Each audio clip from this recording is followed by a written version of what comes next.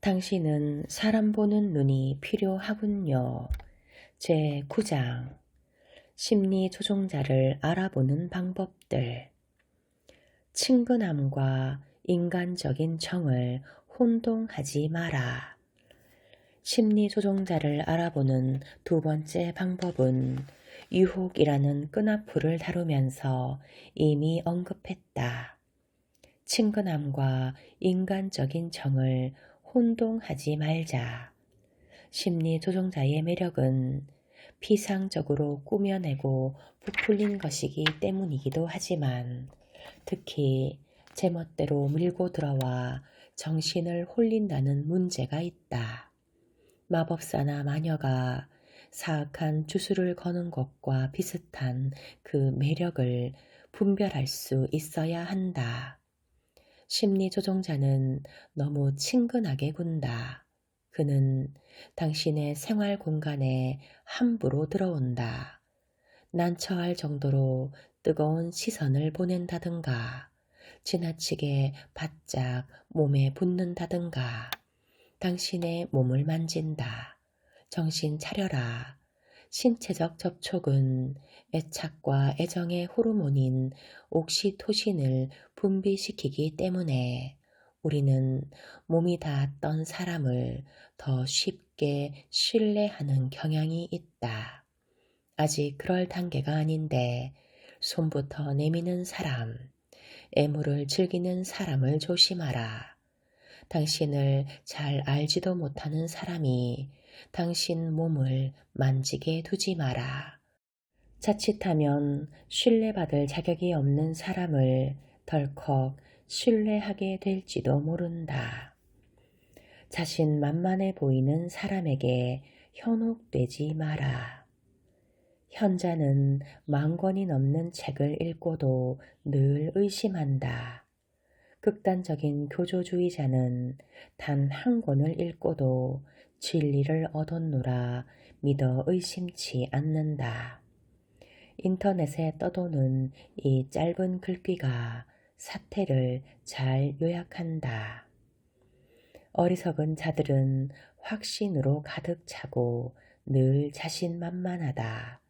똑똑한 사람들은 늘 의심에 시달리기 때문에 되레 자신감이 덜하다. 그런데 우리는 모두 자신감이 넘치는 사람을 더 신뢰하는 경향이 있다고 한 연구가 밝혀주었다. 그러니까 역설적이게도 어리석은 사람이 더 신뢰받을 수도 있다는 얘기다. 의심은 지성의 꽃이다. 겸손도 마찬가지다. 자기 자신을 돌아보고 문제시할 수 있다는 것이야말로 지성의 증거이기 때문이다. 하지만 생각이 너무 많은 사람들은 사는 게 불편할 정도로 의심이 많다 보니 시원시원하게 딱 잘라 말하는 사람에게 탐복하고 그런 사람을 부러워한다. 자기가 우유부단하니까 누군가가 자기 대신 확실하게 말해주면 마음이 편하다.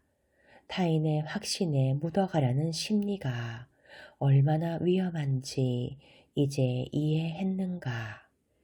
심리 조종자의 호언장담과 남들을 깔보는 경향은 쉽게 표가 난다. 그는 허세가 대단하다. 또한 자랑할 기회를 절대 놓치지 않는다. 인생에 통달했고 모르는 게 없고 안 가본 곳이 없고 못하는 게 없고 당연히 자기가 최고다. 그는 사람들을 깔본다. 남들은 다 바보에 형편없고 맹하고 약해 빠졌고 무능하다. 그래서 그는 남들을 자주 조롱하는데 당신도 예외는 아니다. 아마 당신을 조롱하고서는 농담이라고 할 것이다. 그 꼴까지 봤다면 더는 의심할 필요가 없다. 도망쳐라. 그 삶에 일관성이 있는지 살펴보라. 어른이라면 마땅히 사람을 믿기 전에 먼저 그 사람의 신용과 일관성을 살펴보아야 한다. 관계의 백지수표는 함부로 끊어주는 것이 아니다. 심리 조종자들은 말과 행동이 완전히 따로 놀지만 그 점을 알아차리려면 시간이 필요하다. 그 사람들이 앞세우는 말도 액면은 조리 있고 이성적이며 짜임새가 있기 때문이다. 당연하다. 그들은 알맹이 없는 말의 귀재니까. 여러분은 그런 말을 듣고 구체적인 사례들을 떠올리거나 여러분이 찾고 싶은 의미를 부여한다. 그래서 그들이 하는 말이 그럴싸하게 들리는 거다. 그런 이유 때문에라도 인간관계의 진도를 너무 빨리 나가는 것은 금물이다. 말과 행동이 일치하는지를 반드시 살펴보라. 이제 토끼처럼 귀부터 잡히는 사람이 되지 말자.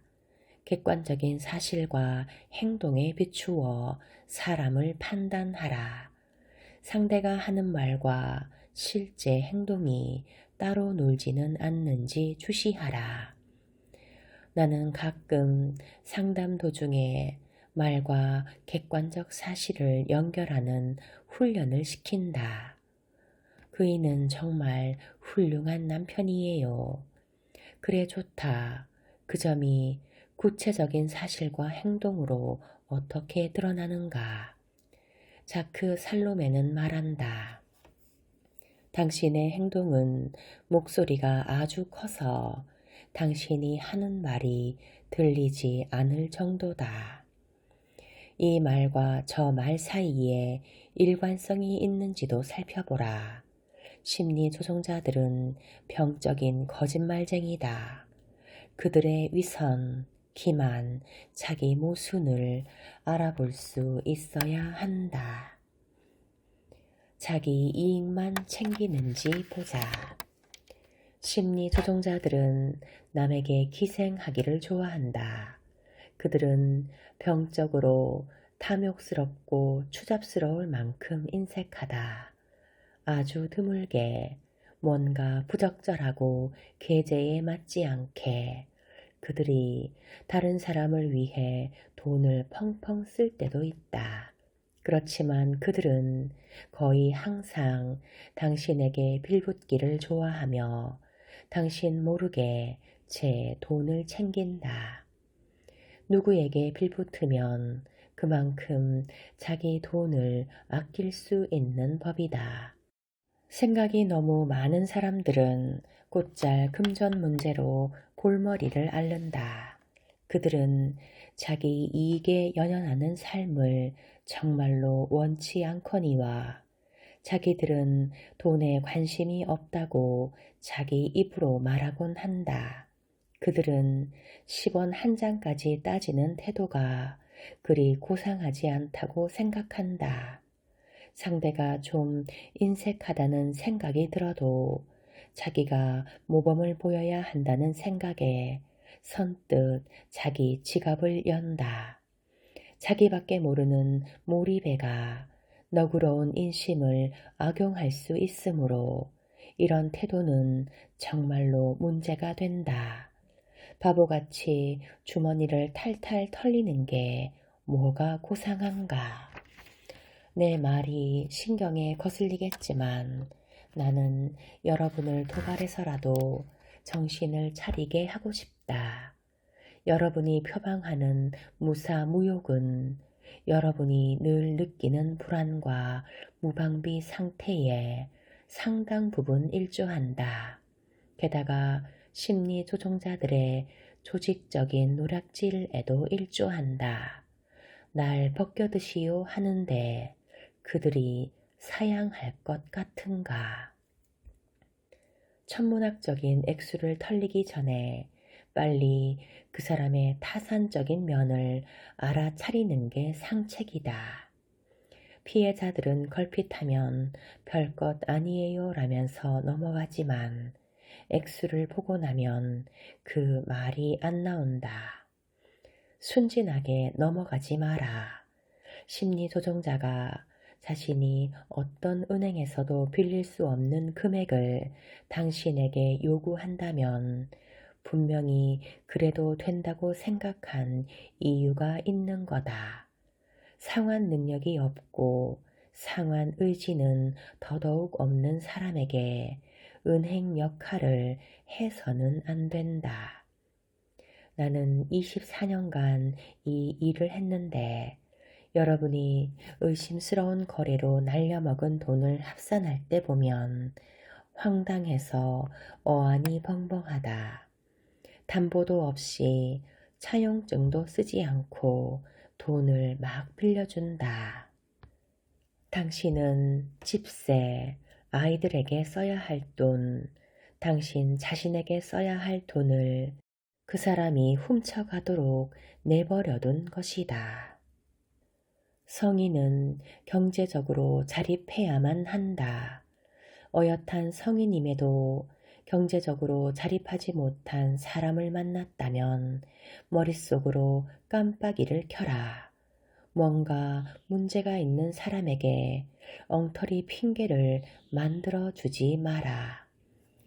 심리조종자가 가는 곳마다 엄청난 빚더미를 안겨주고 떠났다는 사실을 당신은 언젠가 알게 될 것이다. 돈에 관한 한 반드시 현실 감각과 용기를 가지고 여러분의 문제를 직시해야만 한다.